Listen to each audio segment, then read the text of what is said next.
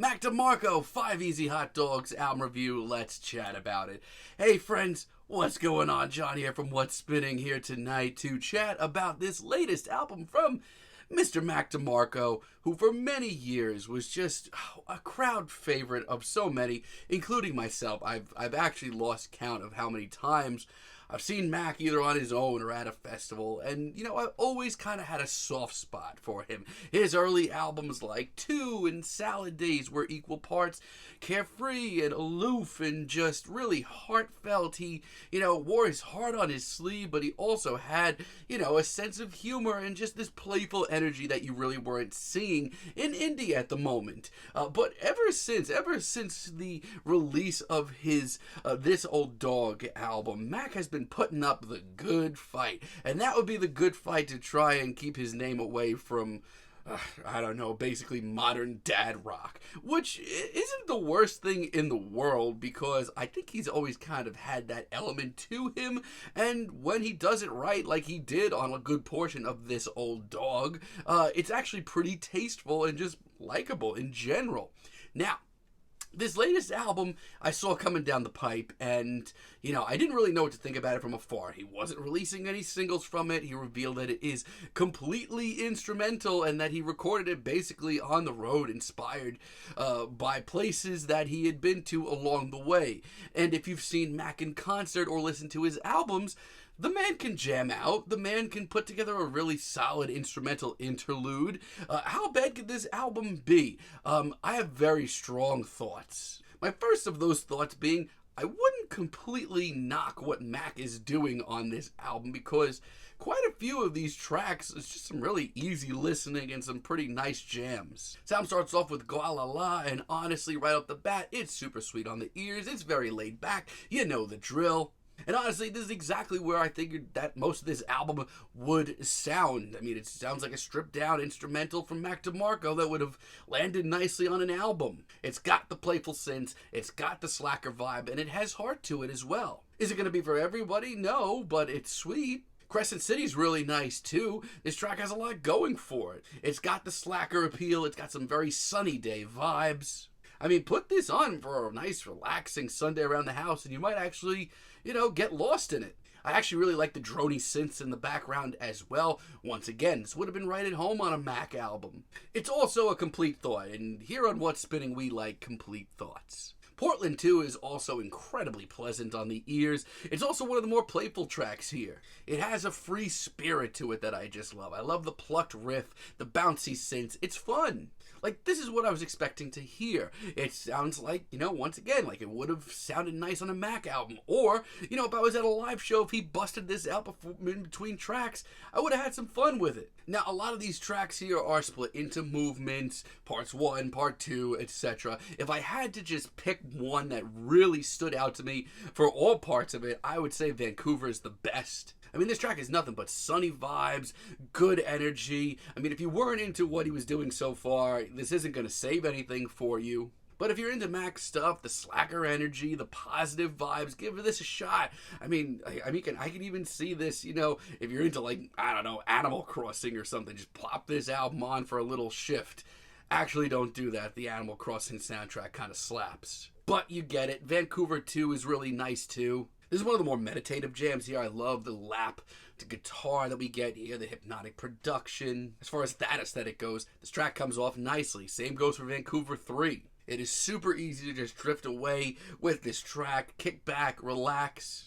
I mean, yeah, you could say that about a lot of this album, but I think this is a major standout. There's a lot of heart to this track. This is far from just Mac throwing some licks together and jamming out and, bullshitting around in the studio. And for that, I commend him. Where I start to draw the line is just how one-dimensional this album is. Is it mostly light on the ears and pleasant to take in? Yeah, absolutely. The thing is, this album's 35 minutes long, and I don't think it needed to be that. With Gualala 2, early on in the album, God, instantly I'm thinking to myself, wow, this is really one-dimensional, and that's on track 2. And a lot of these ideas, while at first may sound nice on the ears, lose their luster pretty quickly. Compared to the first portion of this track, this part 2 is wildly boring. It's got this ho-hum riff that gets repetitive so freaking fast I want to slam my head into the wall. It's just so plain. It's worse than wallpaper music. It has no emotion in sight. Portland may be the worst track here. Instantly, I'm falling asleep listening to this tune. It's a little too lazy. It's a little too bright and sunny, which is something I didn't really think I'd expect. This is a huge drop-off. This is like Nightmare Fuel SpongeBob SquarePants ending theme. If you told me that Mac spent more than 4 minutes on this track, I'd love to see the footage. And on top of all that, it's just plain goofy. So is Victoria. This track is so phoned in.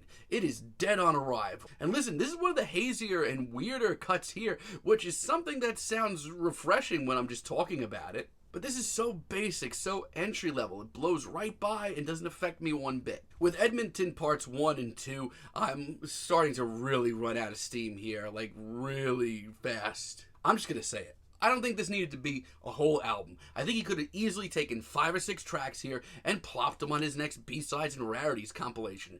Mac loves those things. He's putting them out all the time.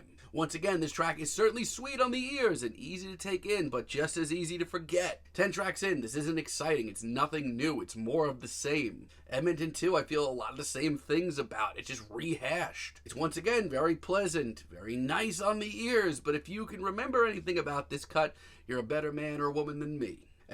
And you know, it's not like this album doesn't have highlights. There's some really nice material on here. But then I hear tracks like this. It's so one note. We're at the point in the album where if I was still listening to this on a nice lazy Sunday, I would turn it off. And with Rockaway as a finale, like what do I even say at this point? It's more of the same. Like I feel like I'm stuck in a time loop now and I've heard this track 6 times. Like earlier I said that, you know, this would make some pretty decent video game music, but this track sounds like, I don't know, your pause screen got jammed up and you're trying to reset the game and it's not working. It's nightmare fuel. I mean, there are some late album highlights. I think this album, you know, it's worth one listen, but if you're not vibing on it, definitely don't be surprised. Like Chicago, this track really picked me up. It's very bouncy, it's very carefree, and probably one of the most fun things here. Like, we're right back to that. It sounds like overly decent, like a video game loading screen, but like in the best way. Max certainly here shows that he can take something very simple and make something really pleasant out of it. I just still don't think this needed to be a whole album. And Chicago 2, believe it or not, it may be the best track here. This track is so inviting and instantaneous and really warm. It's the same formula as the rest of the album too, but with a certain mystery to it and a sense of adventure that I wish we heard more of. Overall, I mean, I don't know what I was expecting from Mac. I was expecting, you know, maybe something a little, I was expecting like an EP. To be brutally honest, I was expecting a 5-track EP. I don't think this needed to be a whole album, and that's not saying that it doesn't have highlights. It certainly does. There are 6 or 7 tracks on here that if you plop in the middle of a Mac Demarco album as an interlude, I'm having a good time. If he busts a track or 2 out from this at a live show as a jam in between tracks, I probably would get my groove onto it. But things become so one note, and things become rehashed so quickly.